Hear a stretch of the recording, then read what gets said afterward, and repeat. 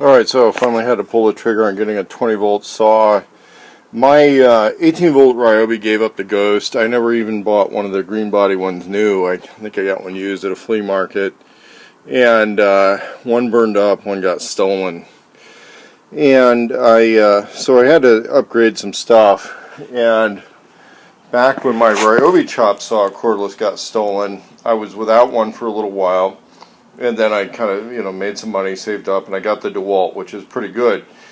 But when you're using these circle saws to do real lumber and it's cordless, you want to use the biggest battery as possible.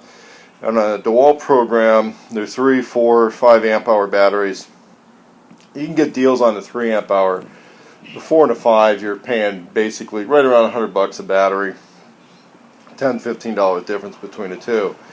You get 20 volt batteries free with the impact drivers and the drills. Those aren't going to cut it for the saws. You got to get the bigger capacity one. And I got to cut some plywood. I have to do it, so I went ahead and got the 20 volt circle saw. Now, one of the things about this compared to older models is it uses a slightly larger blade. It uses a 6.5 inch. Some of the Ryobis were like down to a 5 3/4 or something like that. I think the later models on the Dewalt 18 volt were still using a 6.5 inch blade. Now, when you put these on, you'll notice in orientation that basically the blade cuts upward. Okay, it doesn't cut like this, or else it's going to race away on you.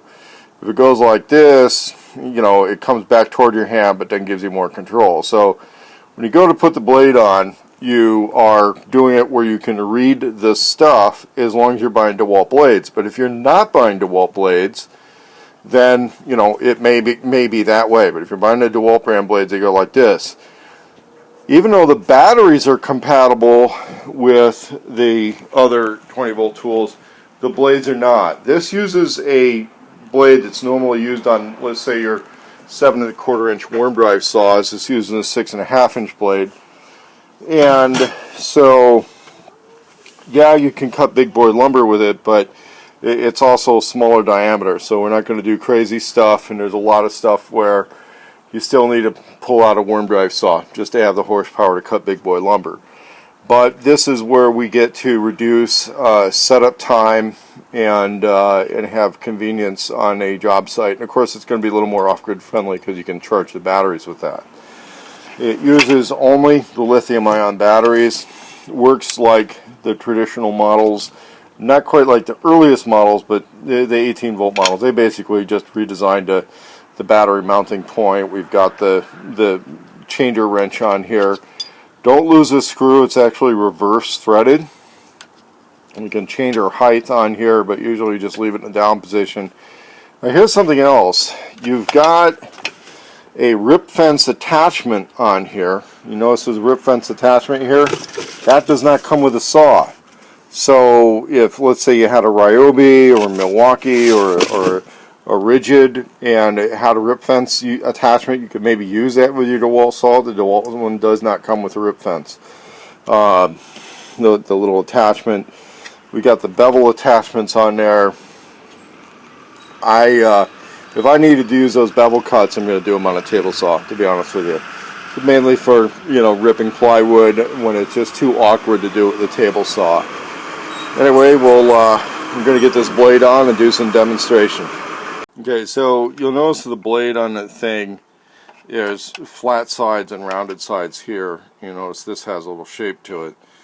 So you click that onto there, tighten it down, and then when you tighten down the screw, remember it's reverse threaded. So don't worry too much about going gorilla tight with something like this, because it also tightens up as you use the saw, and it can get kind of frozen on there. So if you want to shoot a little WD-40 into those threads just to make sure it doesn't totally lock up on you when you go to change blades later on, that can be a smart idea.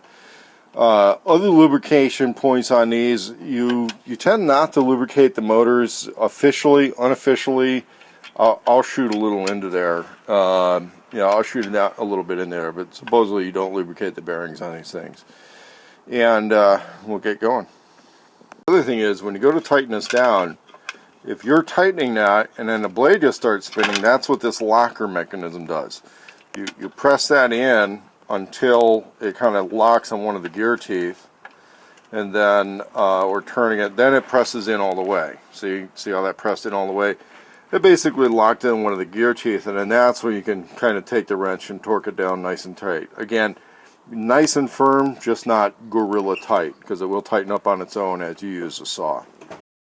Okay, so working where I got to hold the camera and we're going to make the cut. I've got a helper here, but to save time, one of the things you can do if you're not super married to, let's say, having a couple little holes in wood, is I'm just holding that down with screws, which gives me a guide to slide this along and get a straight cut. Now, where this really matters is when you're trying to do triangle and angle cuts. If you're doing a straight cut, it matters, but it's a big deal when you're trying to do different shapes in plywood with straight cuts. Let's say, for example, making the triangles for a geodesic dome. Then this is one of the ways you do it. You just put a couple of screws in to hold that. It doesn't have to pinch down tight because you want to be able to get those back out. We're just trying to keep it from sliding to the side as we push on it with the side of this to get a straight cut. So we'll do this one-handed.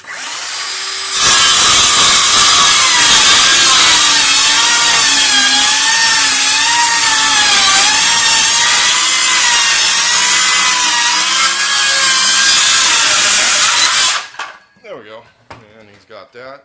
So, that's holding it with one hand, and then the guy picks it, pulls it away. Normally, it is kind of better to be a two-man job, and we would have both hands on the saw if I'm not holding the camera.